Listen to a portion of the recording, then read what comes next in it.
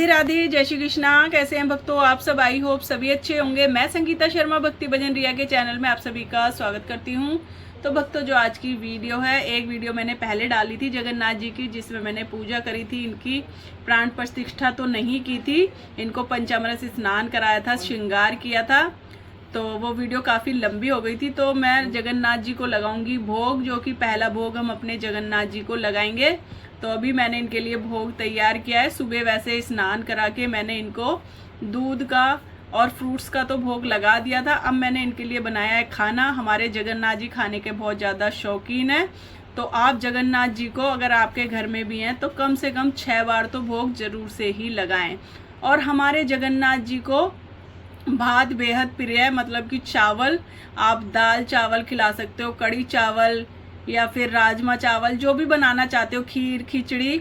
चावल का भोग हमारे जगन्नाथ जी को बहुत ज़्यादा पसंद है। तो अभी मैं लगाऊंगी अपने जगन्नाथ जी को, सुभद्रा जी को, बलदाऊ जी को भोग लगाऊंगी।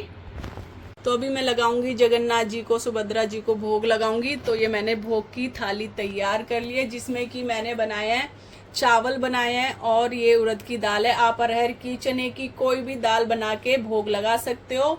और मैंने बनाई है खीर, दही है, और हम पान का भोग लगाएंगे। कुछ मैंने फ्रूट्स रख दिए हैं और एक गिलास में मैं रखूंगी जल, और ये है मटके का जल जो कि लड्डू गोपाल जी के पास ही रहता है। तो मैं ये जल भी रख दूंगी। और सभी में हम डालेंगे तुलसी पत्र, क्योंकि जगन्नाथ जी भी बिना तुलसी के भोग नहीं लगाते हैं। तो आप भोग में तुलसी डालना बिल्कुल ना भूलें। अगर आपके घर में जगन्नाथ जी उनकी सेवा कर रहे हो तो आप उनके खाने में तुलसी पत्र जरूर से डालें। तो मैं सभी में डाल दूंगी तुलसी पत्र।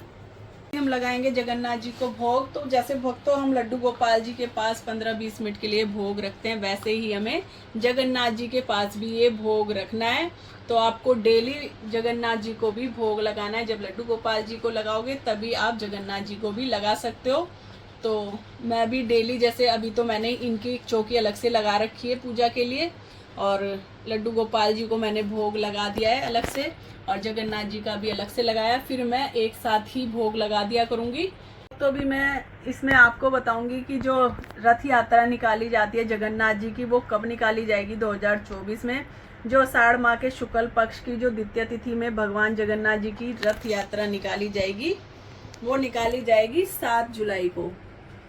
तो अगर आपके घर में भी अगर जगन्नाथ जी हैं तो आप भी जगन्नाथ जी की, सुभद्रा जी को और बलदाऊ जी की आप रथ यात्रा निकाल सकते हो। अगर आपके पास रथ है तो आप रथ में बिठा सकते हो, वरना तो आप एक चौकी लेके पूरे घर में इनका भ्रमण करा सकते हो। गोद में लेके, जैसे चौकी को आप अपने हाथ में उठा लें, उस तरीके से भी भ्रमण करा सकते हो। नहीं तो रथ है तो आप रथ पे भी करा सकते हो। तो मैं भी जैसे भी निकालूंगी वो वीडियो तो आपके साथ शेयर कर ही दूंगी। तो पहले तो मेरे पास जगन्नाथ जी नहीं थे, तो मैं लड्डू गोपाल जी को पूरे घर में घुमा लेती थी। तो इनकी जो ट्रॉली है मैं उसमें बिठा के इनका रथ बना के उसमें घुमा लेती थी पूरे घर में। तो अब हमारे घर में आ गए हैं जगन्नाथ जी, तो साथ में अब जगन्नाथ जी भी बैठेंगे और लड्डू गोपाल जी भी। तो हम इनका पूरे घर में उस दिन हम भ्रमण कराते हैं। तो भक्तों, रथ यात्रा से पहले 15 दिन पहले की बात कर रही हूँ, जगन्नाथ जी भगवान बीमार हो जाते हैं और सुभद्रा जी और बलदाऊ जी। तो हर साल 15 दिन के लिए भगवान जगन्नाथ बीमार होते हैं। इसे लेकर कई पौराणिक कथा भी चली आ रही है। एक मान्यता यह भी है कि जेठ मास की जो पूर्णिमा तिथि होती है ना, उस दिन जगन्नाथ भगवान और बहन सुभद्रा और बलदाऊ जी को गर्भगृह से बाहर लाया जाता है और उनके सहस्त्र स्नान कराए जाते हैं। स्नान के बाद भगवान जगन्नाथ जी बीमार पड़ जाते हैं और उन्हें बुखार भी आ जाता है, जिसके कारण से वह 15 दिन के लिए शयन कक्ष में विश्राम मुद्रा में रहते हैं। और इस दौरान ना उनका विशेष ध्यान रखा जाता है। उनके कई प्रकार की औषधि दी जाती है, और ज़्यादा मतलब इनको मसाले वगैरह के खाने नहीं दिए जाते। औषधि दी जाती है, जैसे खिचड़ी वगैरह भी दी जाती है, हल्के फुल्के खाने दिए जाते हैं, हैवी खाना नहीं दिया जाता। इनको फलों का जूस दिया जाता है। तो खिचड़ी और जूस ज़्यादातर और फलों का ही भोग लगता है भगवान जगन्नाथ जी को। और सोने से पहले इनको मीठा दूध का भोग भी लगाते हैं।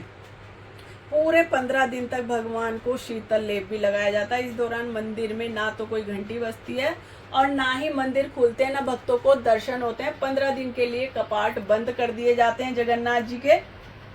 आषाढ़ मास की शुक्ल पक्ष की द्वितीय तिथि होती है, उस दिन वो अपने विश्राम कक्ष से बाहर निकलते हैं और इस दिन भव्य रथ यात्रा निकलती है। तो इस साल जो रथ यात्रा निकाली जाएगी वो 7 जुलाई को निकाली जाएगी रथ यात्रा। तो वहाँ पे तो जगन्नाथ जी में 3 रथ तैयार होते हैं। सुभद्रा जी का अलग होता है, बलदाव जी का अलग होता है और हमारे जगन्नाथ जी का अलग होता है।